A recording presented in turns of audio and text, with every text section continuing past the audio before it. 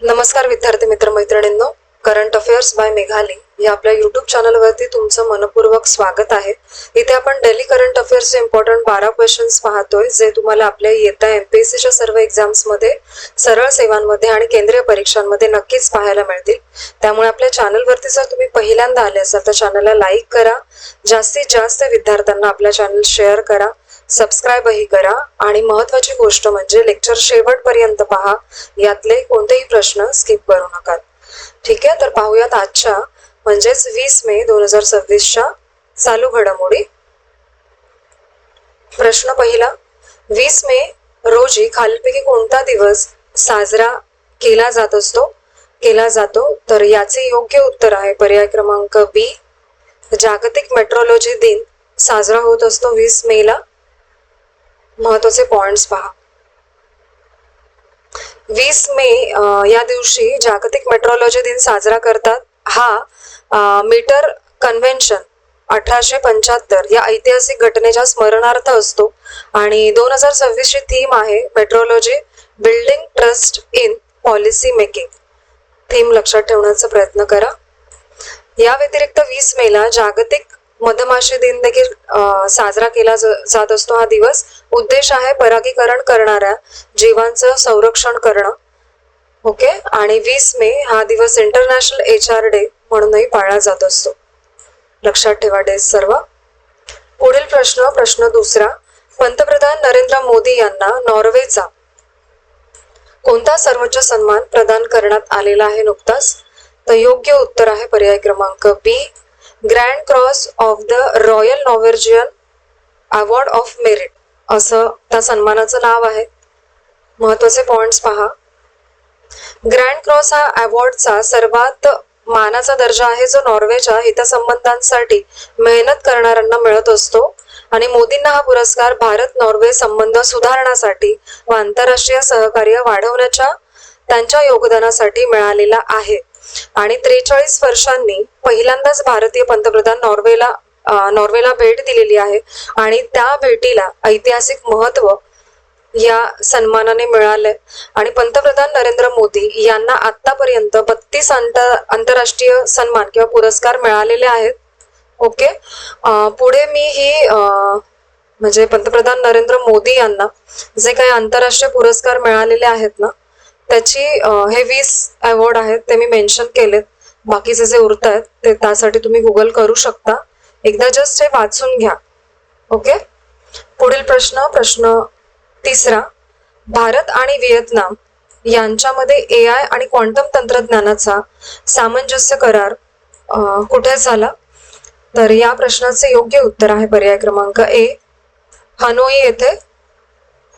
महत्वाचे पॉइंट्स पाहायचे.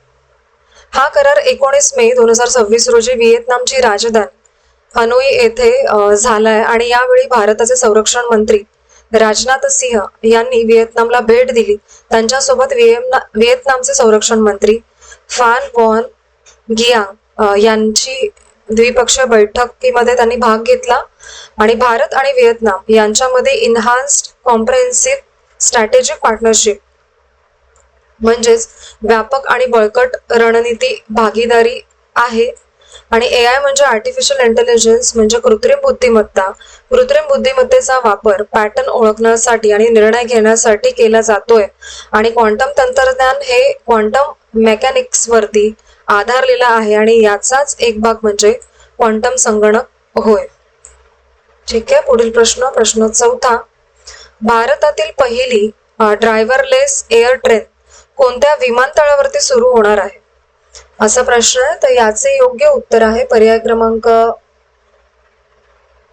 सी, इंदिरा गांधी आंतरराष्ट्रीय विमानतळ. महत्वाचे पॉइंट्स पहा. हा प्रकल्प आंतर टर्मिनल कनेक्टिव्हिटी सुधारण्यासाठीचा आहे आणि सिंगापूरच्या चांगी विमानतळावरती ऑटोमेटेड पीपल मूव्हर प्रणाली वापरली जात आहे सध्या. आणि हाँगकाँग आंतरराष्ट्रीय विमानतळावरही अशाच प्रकारची प्रणाली कार्यरत आहे. आणि दिल्ली मेट्रोची पहिली ड्रायव्हरलेस सेवा 28 डिसेंबर 2020 रोजी सुरू झालेली आहे यापूर्वी. आणि एअर ट्रेनमुळे विमानतळातील वाहतूक आणि कार्बन फूटप्रिंट कमी होण्यास मदत होते आणि प्रकल्पाचं नाव आहे ऑटोमेटेड पीपल मूव्हर सिस्टीम. ठिकाण कुठलं आहे तर इंदिरा गांधी इंटरनॅशनल एअरपोर्ट दिल्ली. विकसित करणारी संस्था कोण आहे तर Delhi international airport limited DIAL. आणि याचा मार्ग किती असणार आहे ते 7.7 किलोमीटरचा आणि प्रकल्पाचा एकूण खर्च प्रस्तावित आहे 2000 ते 4000 कोटी दरम्यान. हे साधारण शॉर्टकट मध्ये पॉइंट्स लक्षात ठेवा. पुढील प्रश्न 5वा. महाराष्ट्र विधान परिषद निवडणुकीत एकूण किती जागांसाठी निवडणुका होणार आहेत तर याचं योग्य उत्तर आहे पर्याय क्रमांक B 17 जागांसाठी. महत्वाचे पॉइंट्स पहा या प्रश्नाचे.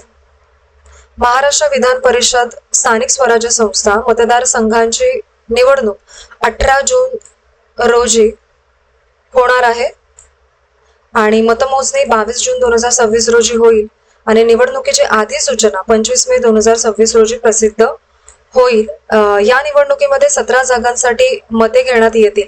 त्यापैकी 16 जागा या स्थानिक स्वराज्य संस्था मतदारसंघामधील आहेत आणि स्थानिक स्वराज्य संस्थांच्या निवडणुका वेळेवरती न झाल्याने प्रक्रियेत खंड पडला होता असं सांगण्यात येत आहे आणि 75% मतदारांची अपेक्षित अट पूर्ण न झाल्यामुळेही निवडणूक पुढे ढकलावी लागली होती. हे कारण आहे आणि या निवडणुकीला महायुती आणि महाविकास आघाडीसाठी प्रचंड प्रतिष्ठेची आहे असं म्हणतात. पुढील प्रश्न 6वा. भारतातील वाहतूक क्षेत्रातील पहिली sustainability linked dealer financing scheme कोणत्या कंपनीने सुरू केलेली आहे. याचे योग्य उत्तर आहे पर्याय क्रमांक B Mahindra and DBS bank India यांनी. महत्वाचे पॉइंट्स पहा. महिंद्रा आणि DBS बँक इंडिया यांनी green dealer financing scheme launch केली आहे आणि ही योजना 19 मे 2026 पासून लागू झालेली आहे. भारतामध्ये वाहतूक क्षेत्रासाठी अशी पहिली सस्टेनेबिलिटी लिंक्ड फायनान्सिंग स्कीम आहे ही आणि कर्ज देताना ESG निकषांचा विचार होतो. यामध्ये ESG म्हणजे एन्व्हायरमेंटल, सोशल आणि गव्हर्नन्स असा त्याचा फुल फॉर्म आहे आणि या योजनेमध्ये डीलरशिपची पर्यावरणीय कामगिरी तपासली जाते आणि DBS बँक इंडिया ही DBS बँकेची सिंगापूरची शाखा आहे आणि ट्रान्झॅक्शन बँकिंग मध्ये काम करते आणि महिंद्रा कंपनी इलेक्ट्रिक मोबॅलिटीमध्ये देखील सक्रिय आहे. ही योजना शाश्वत विकासाला हातभार लावणारी आहे. पुढील प्रश्न 7वा.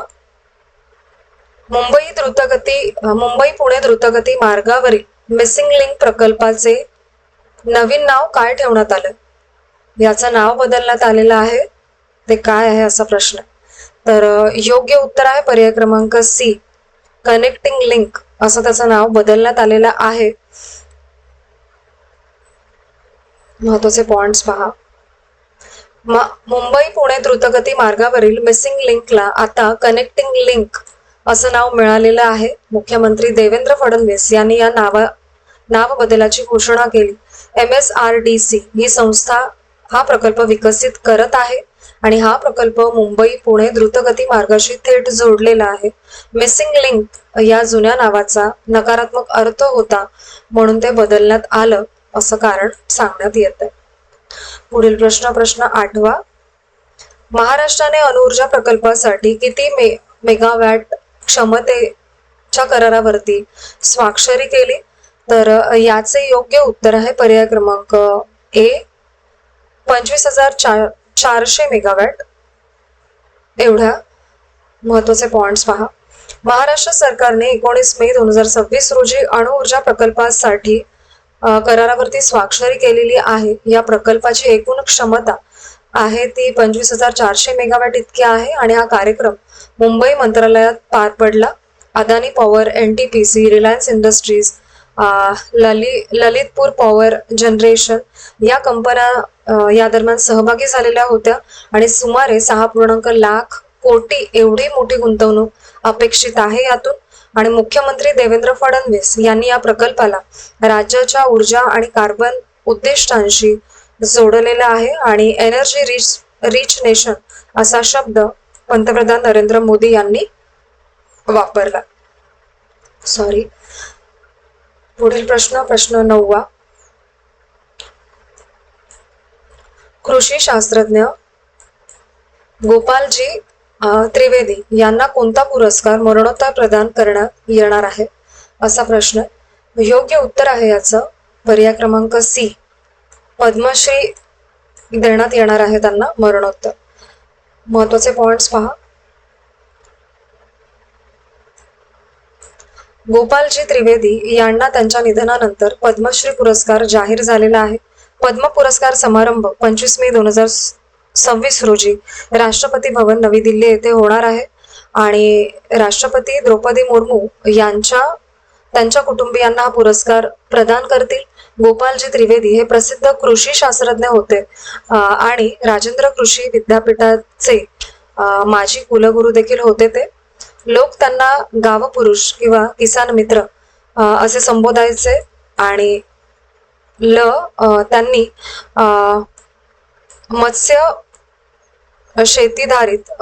मत्स्याधारित शेती पद्धत त्यांनी विकसित केली त्यांच्या कारकिर्दीमध्ये आणि त्रिवेदी स्केल विकसित केलं त्यांनी, जी ग्रामीण लोकांची सामाजिक आर्थिक स्थिती मोजण्यासाठी वापरली जात असे.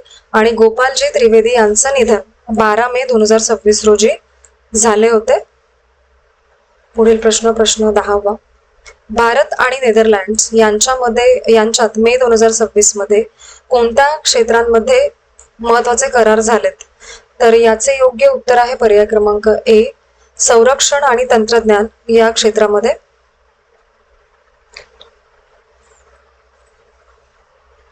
महत्वाचे पॉइंट्स पहा. मे 2026 मध्ये भारत आणि नेदरलँड्स मध्ये उच्च स्तरीय चर्चा झाली आणि पंतप्रधान नरेंद्र मोदी नेदरलँड्स मध्ये गेले. नेदरलँडचे पंतप्रधान रॉब जेटेन यांनी चर्चेत भाग घेतला आणि जवळपास 17 ते 19 सामंजस्य करारांवरती स्वाक्षऱ्या झालेल्या आहेत यामध्ये. आणि संरक्षण क्षेत्रातील सहकार्य वाढवण्यावरती जोर दिला यामध्ये आणि तंत्रज्ञानातील भागीदारी अधिक मजबूत झाली आहे. त्यामुळे नेदरलँड्सने भारताला 11व्या शतकातील चोलकालीन अनाई मंगलम कॉपर प्लेट्स परत दिला आणि नेदरलँड्स हा भारताचा टॉप 5 गुंतवणूकदार देश आहे. आर्थिक संबंध, व्यापारी आणि गुंतवणुकीच्या वाढीवरती या सर्व करारादरम्यान भर देण्यात आलेली आहे. पुढील प्रश्न 11वा. भारताचा चौथा S-400 स्क्वॉड्रन कोणत्या राज्यात तैनात केला जाणार आहे? तर याचे योग्य उत्तर आहे पर्याय क्रमांक बी, राजस्थानमध्ये.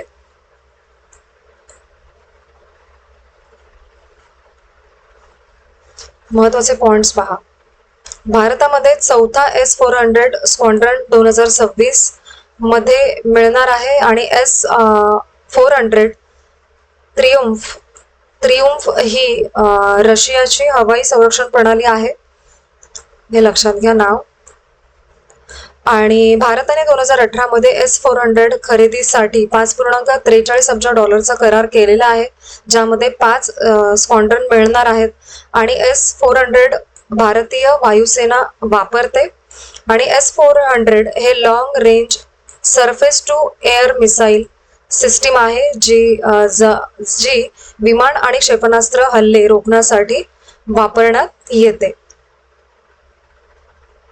पुढील प्रश्न 12वा आणि आजचा शेवटचा प्रश्न.